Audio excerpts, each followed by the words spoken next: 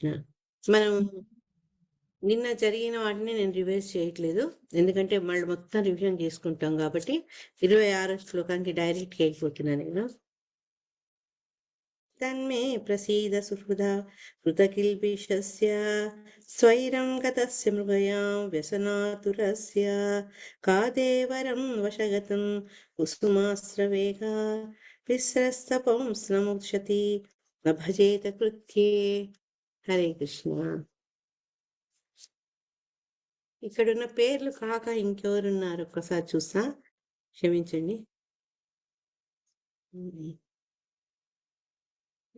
హరే కృష్ణ మాతాజీ, నేను చదవచ్చా? ఒక్క నిమిషం ఆగమండి మాతాజీ, ఇంకెవరైనా కొత్తగా ఉన్నారా చూద్దాం, అంతే, అంతకంటే ఇంకే లేదు. Okay Mataji, okay. పావని మాతాజీ చదువుతారా? హరే కృష్ణ. ఉన్నారా పావని మాతాజీ? పేరైతే ఉంది. నాగేశ్వరి మాతాజీ. హరే కృష్ణ. హరే కృష్ణ. ప్రణామ్స్ మాతాజీ. ప్రతాప్ గీతా మాతాజీ. నేను అసలు నోరు చదివిద్దాం. ఓకే ఓకే మాతాజీ, చూడండి చదవండి చదవండి, వాళ్ళు రిప్లై ఇవ్వలేదుగా, చదవండి. Okay okay. అదే మాతాజీ. తన్మే ప్రసీద సుహృదః కృతకిల్చిచస్య సైరం గతస్య మృగయాం వ్యసనాతురస్య కాధేవరం వశగతం కుసుమాస్త్రవేగ విస్సస్త పౌంస్న ముషతీన భజేత కృత్యే. హరే కృష్ణ. థ్యాంక్ యూ మాత. హరే కృష్ణ. ఒక్క నిమిషం చదవాలి. Okay okay. రాణి పాపవాంఛచే నిన్ను అడుగకయే నేను వేటాడుటకు అడవికి పోయితిని కనుక నేను అపరాధము కాంచితినని అంగీకరించుచున్నాను. అయినను నన్ను సుహృత్తుగా తలచి నా ఎడ ప్రసన్నురాల వగుము. నిజమునకు మిగుల దుఃఖితుడనై ఉన్నప్పటికీ మన్మథ భానముచే మిగుల కామ పీడితుడనై ఉన్నాను. అయినను ఏ సుందరి కామోద్రిక్తుడైన భర్తను వలదనుచు అతనితో జత కూడా నిరాకరించును. హరే కృష్ణ. హరే కృష్ణ. నా పావని మాతాజీ కొంచెం లేట్ గా రెస్పాండ్ అయ్యారు. భాష్యం చదవండి. భాష్యం చదవండి. Okay okay okay. Hare Krishna Mataji. Hare Krishna. స్త్రీ పురుషులిరువురు ఒకరినొకరు కోరుదురు. భౌతిక అస్తిత్వమును అదే మూల సిద్ధాంతము. కాముకులైన తమ భర్తలను ఆకర్షించుటకు స్త్రీలు సాధారణంగా సర్వాంగ సుందరంగా తయారగుచుందురు. కాముకుడైన భర్త సన్నిధిలో భార్య అతని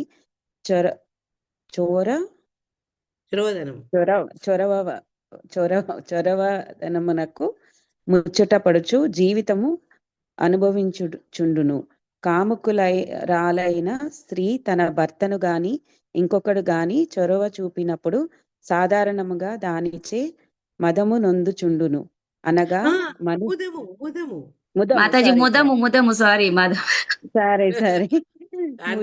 నందుచుండెను. అనగా మనుజుని బుద్ధి సద్వియోగము అయినప్పుడు ఆ బుద్ధి మరియు అతడి గొప్ప సంతృప్తిని అనుభవింతురు. ఈ విషయమున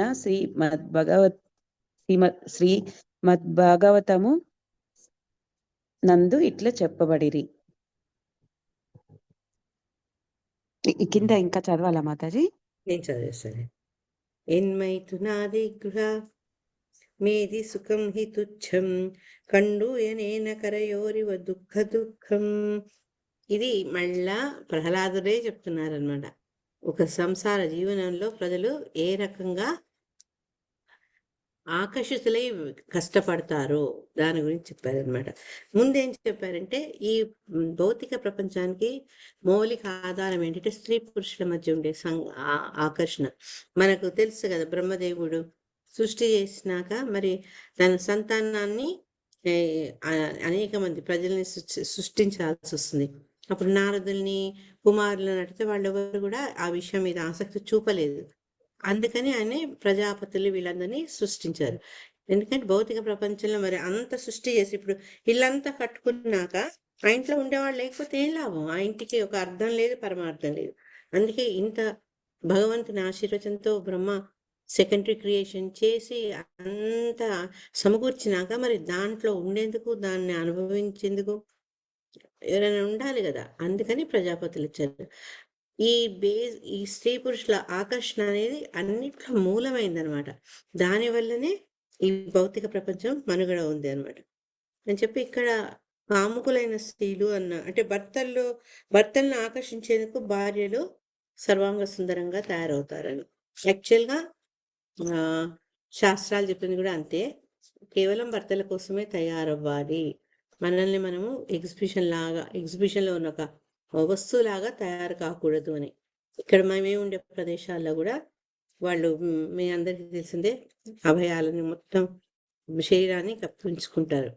కానీ ఆ అభయాల కింద వాళ్ళు చాలా చాలా విలువైన దుస్తులు, చాలా అందంగా ఉంటారు వాళ్ళు. కానీ వాళ్ళు సామాన్యంగా పరపురుషుల ముందు వాళ్ళ ఏమంటారు రూపలావణ్యాలు ఎక్కువ బయట పెట్టారనమాట.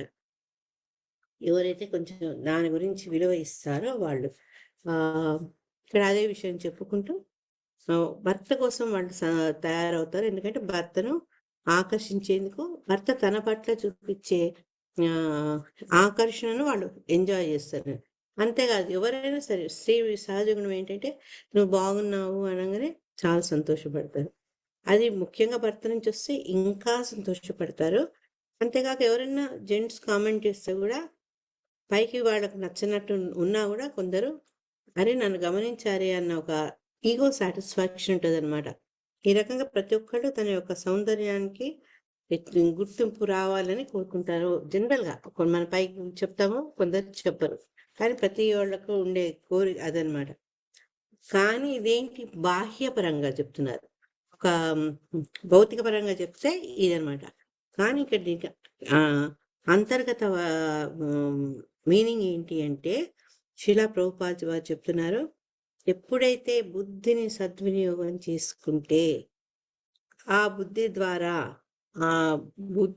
అతను ఇద్దరు కూడా ఎంతో సంతృప్తి అనుభవిస్తారు. అంటే ఏ రకంగా అయితే ఒక స్త్రీ సుందరంగా ఉండి భర్త ఆమె పట్ల ఆకర్షితుడైతే వాళ్ళిద్దరు ఏ రకంగా ఆనందపడతారో, అదే రకంగా బుద్ధిని సరి అయిన విధంగా భగవంతుడు మనకిచ్చిన మేధస్సును సరి అయిన విధంగా మనం ఉపయోగించుకుంటే అప్పుడు ఆ బుద్ధిని ఉపయోగించే మనకు ఇద్దరు కూడా ఎంతో ఆనందం కలుగుతుంది అని.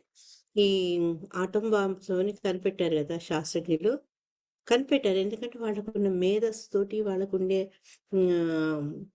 కుతూహలం కొద్దీ ఎలా అవుతుంది అన్న ఆ రకమైన తర్క వితర్కాలతోటి తయారు చేశారు. కానీ ఎప్పుడైతే హిరోషిమా నాగసాకి మీద వేసినాక జరిగినటువంటి మారణ హోమం ఎంత దుష్పరితాలు చూసాయో పాపం వాళ్ళు చాలా బాధపడ్డారట.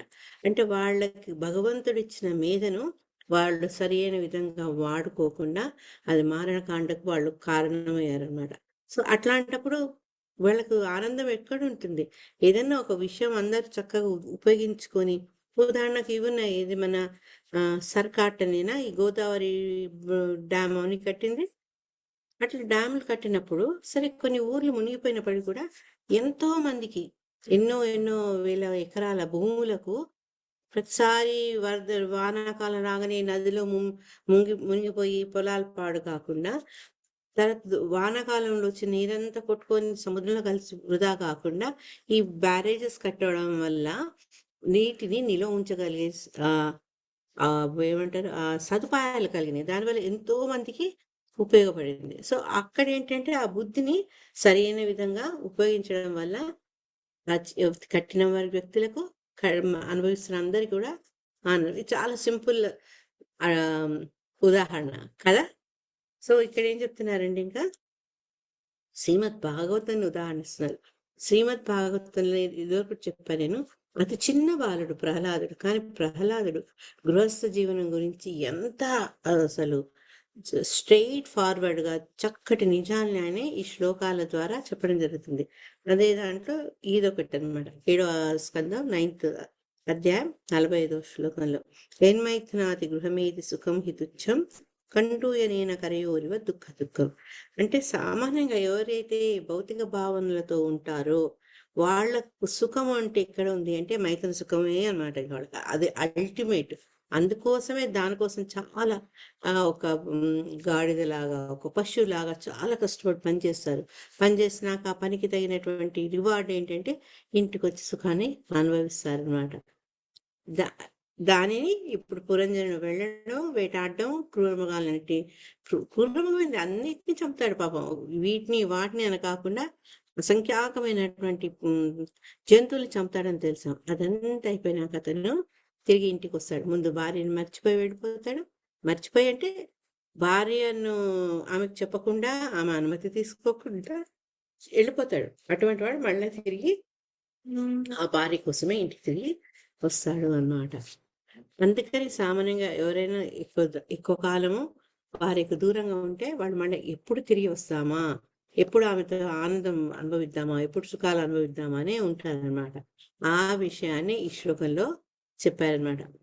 ఈ లౌకికులు, భౌతిక దృష్టి కలవాళ్ళు, భౌతిక భావనలు కలవాళ్ళు, భోగాలు అనుభవించాలని ఉన్నవాళ్ళు, అదే సర్దార్ కాటన్ బ్యారేజ్ నాకు సర్ కాటన్ అన్నట్టు గుర్తుంది.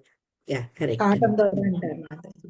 కాటన్ కాటన్ యా ఆయన విగ్రహం కూడా ఉన్నట్టుంది. గోదావరి దగ్గర కృష్ణ బ్యారేజ్ దగ్గర ఉంది ఆయనది. చాలా ఉంది మాతాజీ అక్కడ ధవళేశ్వరం. ధవళేశ్వరం ఆ, మాతాజీ. అంటే అది ఎంత, అది మనకు ఒక వరం కదా. ఏంది వానాలు రాగానే అన్ని నీళ్లు సముద్రానికి వెళ్ళిపోయాయి అనుకోండి, మరి మన వ్యవసాయం ముఖ్యంగా ఆంధ్రప్రదేశ్, సంయుక్త తెలుగు రాష్ట్రాల్లో ప్రధానమైన వృత్తి వ్యవసాయమే. ఆ వ్యవసాయానికి కావాల్సిన నీళ్లు దొరకకపోతే ఊహించుకునేలా ఉంటుందో. ఇంకటి హరే మునిగిపోతాయి. కృష్ణ మాతాజీ, సర్దార్ కాదు సార్, ఆర్థర్ కాటన్. అవును సార్ అది సార్ ఆర్థర్ కాటన్. గౌరవంగా సర్దార్ అని పిలిచారమ్మా, పిలువనియండి. ఓకే. సో వీళ్ళు ఏంటంటే ఈ భౌతిక భావనలు ఉన్నవాళ్ళు, కాముకులు, వాళ్ళు ఏంటంటే కేవలం ఆ సుఖాలు అనుభవించేందుకే చాలా కష్టపడతారు. కష్టపడి రకరకాలైనటువంటి సౌకర్యాలు కలిగించుకుంటారు. ఇవన్నీ అన్నమాట. ఈ ప్రజెంట్ జనరేషన్ నవీన మానవ సమాజం గురించి కూడా అదే చెప్తున్నారనమాట. అదేంటంటే పిచ్చలవిడి, అంటే ఒక కట్టుబాటు లేనటువంటి ఈ మైత్ర సుఖాన్ని ఎంకరేజ్ చేస్తుంది అనమాట. చేసి మనల్ని ఇంకా ఇంకా ఇంకా ఈ లౌకిక జీవన బంధనాల్లో బాగా ముడేస్తుంది అని చెప్తున్నారు. ముఖ్యంగా ఇది పాశ్చాత్య దేశాల్లో ఎక్కువగా చూస్తాము అని చెప్తున్నారు. కానీ శిలా ప్రభుపాదుల వారు పాశ్చాత్య దేశాలని చూసామన్నారు, కానీ ప్రస్తుత కాలంలో చూస్తే ఎక్కడైనా అంటే ఈ కలి యొక్క ప్రభావము పుణ్యభూమి అయిన మన భారతదేశం మీద కూడా ఉందన్నమాట. అందుకని ఏమంటారు, ప్రోనోగ్రఫీ రావడము, లేడీస్ మీద అత్యాచారాలు విపరీతంగా అయిపోవడము, పిల్లల మీద అత్యాచారం అయిపోవడం, ఇవన్నీ ఏంటంటే వికృతంగా తయారైనమాట. ప్రస్తుత మానవ సమాజం దాని చుట్టే తిరుగుతుంది, దానికోసమే నేరాలు చేస్తుంది, దానికోసమే జీవిస్తుంది. కాబట్టి వీళ్ళు ఏంటంటే మన ఆధునిక జీవనము ఆధ్యాత్మికంగా ఆలోచించేందుకు అనువుగా లేదనమాట. అది వెస్ట్రన్ కంట్రీస్ ఎక్కువగా ఉంటుంది. శిలా ప్రభుపాద ఆ రోజుల్లో దృష్టిలో పెట్టుకుని చెప్పారనమాట. సో శ్రీమద్ భాగవతంలోని పురంజనుడు వేటకై అరణ్యముకు వెళ్ళడం, రాణికి కోపం వస్తుంది, కుప్పితారనగుట అని చతుర్థ స్కందములందరి 26వ అధ్యాయమునకు భక్తి వేదాంత స్వామి భాష్యం సమాప్తం. హరే కృష్ణ. ఈ చాప్టర్ రివైజ్ చేసే ముందు నేను మిమ్మల్ని అడుగుతా, చెప్పండి, ఈ చాప్టర్లో మీకు ఏమనిపించింది చదువుతుంటే? ఒక కథ అనిపిస్తుందా, లేకపోతే ఇంకేమనిపిస్తుంది? ఈ చాప్టర్ అంతా విన్నారని అనుకుంటున్నాను నేను. సో మీకేమనిపించింది? కథలా అయితే లేదు, కానీ ఏదైతే రోజు డైలీ లైఫ్ ఎలా ఉందో, అంటే బర్త్డేకి రాకముందు అలాగే అనిపిస్తుంది మాతాజీ. అంటే అవి తెలియదు కదా మాతాజీ, మనం ఏంటి భగవంతుడు ఏంటి అని ముందు తెలియలేదు. అప్పుడు అలా అక్కడ పురంజని చూస్తే అది అలాగే అనిపిస్తుంది మాతాజీ. ఇంటే 4 years బ్యాక్ ఎలా ఉన్నామా అని అనిపిస్తుంది గురించి చూస్తే. కరెక్ట్. దాంట్లో అందరికి మన ఛాయలు కనిపించినాయి, అంతే కదా. తర్వాత ఇంకో గొప్ప విషయం ఏంటి ఇందులో, ఈ అధ్యాయంలో? మాతాజీ హరే కృష్ణ, ప్రణామాలు మాతాజీ. ప్రణామం, చెప్పండి. అంటే మాతాజీ, అదే మాతాజీ చెప్పినట్టు భక్తి తెలియనప్పుడు ఎంతసేపు ఆడదాని సుఖం వల్ల భర్తకి ఆనందంలోనే ఆ జీవితము గడిచిపోతా ఉండేది అని అర్థమైంది మాతాజీ. యా ఇంకా ఇంకా అదే ఇంకా ప్రపంచం అన్నట్టు, ప్రపంచం అదే అంతకు మించి వేరే ఏం లేదు అని అని అంత తీర్మానించినట్లు వాళ్ళ లైఫ్ యా బావిలో ఇంకా కప్పలాగా. ఎస్ జయశ్రీ మాతాజీ చెప్తారా? హరే కృష్ణ మాతాజీ, నాకు ఎందుకో ఒక్క వర్డ్స్ వింటుంటే కొంచెం అంత ఇబ్బందిగా అనిపించిందా? కానీ మీకు ఒకటి అనిపించలేదా? ఈ లౌకిక విషయాలు మాట్లాడుతూ జీవజాగో అంటూ మనం ఏ దిశలో వెళ్ళాలి అని చెప్తున్నట్టు అనిపించలేదా? అంత అర్థం చేసుకునేటంత నాలెడ్జ్ నాకు లేకపోయింది హరే మాతాజీ. కృష్ణ మాతాజీ. సరే. భౌతికంగా Once again, చూపిస్తూ ఆధ్యాత్మికంగా ఎలా పయనించాలో చెప్తున్నారు అది అంటే మనకు అదే రెండు రకాలు అదే బయటికి చెప్దాం ఒకటి అనుకున్నాను. చెప్పండి కృష్ణవేణి మాతాజీ మెయిన్ ఇది మాతాజీ ఏంటంటే తను వన్ సెకండ్ ఒకళ్ళ తర్వాత ఒకళ్ళు. ఎస్ కృష్ణవేణి మాతాజీ. మాతాజీ చెప్పినట్టు భౌతిక జీవితం నుంచి మనకు అది విరక్తి కలిగి ఇప్పుడు ఆధ్యాత్మికంగా పోతున్నాం కదా మాతాజీ. ఇట్లా చాలా సంతోషంగా అనిపిస్తుంది మాతాజీ. Very good. ఆ జీవితం నుంచి అది మొత్తం కంప్లీట్ అయిపోయినట్టు అనిపిస్తుంది. ఇంకా వద్దు అది అన్నట్టుగా మళ్ళీ ఇప్పుడు ఆధ్యాత్మికంగా మనం ఈ మార్గంలో నడుస్తున్నామని చాలా సంతోషంగా అనిపిస్తుంది మాతాజీ. హరే కృష్ణ. Thank you. హరే కృష్ణ మాతాజీ, ప్రణామ్ మాతాజీ. ప్రణామ్ మాతాజీ, అంటే ఇది ఇప్పుడు పురంజనుడు అని ఉంది కదా మాతాజీ, అంటే మీరు చెప్తున్నారు కాబట్టి మాకు అర్థమైంది. కానీ నేను చదువుకుంటే అసలు పురంజనుడు అంటే మన దేహము అని కూడా అర్థం కాకపోయేది. అసలు ఎవరి గురించో చెప్తున్నారు అని అనుకునేదాన్ని నేనైతే. అయితే ఇక్కడ మన దేహం గురించి అంతా చెప్పుకుంటా లాస్ట్ కి మీరు ఆయన భార్య పాదాలు పట్టుకుంటారు అన్నప్పుడు మీరు మనము గురువు పాదాలు పట్టుకోవాలన్నారు చూడండి మాతాజీ, అది చాలా బాగా అనిపించింది మాతాజీ. అంటే అట్లా మీరు కరెక్ట్ అట్లా చెప్పినారు కదా, అంటే మాకు అట్లా అర్థం కాకపోయేది. మాతాజీ అది మాకు వేరేలాగా అర్థం అయిపోయేది. మీరు చెప్పినారు కాబట్టి మాకు మంచిగా అర్థమైంది మాతాజీ. దీన్ని శాస్త్రచక్షు అంటారు. నేను చెప్పుడని కాదు, శాస్త్రాలు మనకి ఏం చూపిస్తున్నాయి ఆ జ్ఞానం ద్వారా. అప్పుడు మనకు విషయం అర్థం అవుతుంది. లేకపోతే మీరు అన్నట్టు మనం సొంత ఆలోచనలు, సొంత అవగాహన మనం ఏర్పరచుకుంటాం. చెప్పండి లీలారాణి మాతాజీ. హరే కృష్ణ. లీలారాణి మాతాజీ. మాతాజీ నేను బై మిస్టేక్ ఇదైంది. No problem. రవిశేషి మాతాజీ. హరే కృష్ణ మాతాజీ. ఇప్పుడు మన ఇళ్లలో జరిగినట్లుగానే ఇప్పుడు భార్యకి చెప్పకుండా వెళ్తే గనక మనం లేడీస్ ఎలా అలుగుతాం అనేది కూడా చెప్పారు మాతాజీ దీంట్లో. అది కామన్ గా మనం ఎక్కడైనా జరుగుతూ ఉంటది. భర్త అలా బట్టలాడుతూ ఉంటాడు, కొంతమంది బట్టలాడరు. అలా జరుగుతూ నిజంగా జరిగినట్టు తెలుస్తుంది, ఈజీగా అర్థమైంది అనమాట. ఇది మన జీవితంలో ఎలా జరుగుతున్నాయి అనేది మనం అనుభవించుకునేటట్టుగా ఉంది. అంతే కదా. రవిశేషి అవును మాతాజీ. హరే కృష్ణ. రవిశేషి చెప్పండి అమ్మా. రవిశేషి మాతాజీ మీకు అవకాశం ఇప్పుడు మళ్ళా వచ్చింది. చెప్పండి మళ్ళీ ఎవరైనా చెప్పండి. చెప్పమ్మా. అది ఇక్కడ భార్యని బుద్ధితో చెప్తున్నారు కదా మాతాజీ.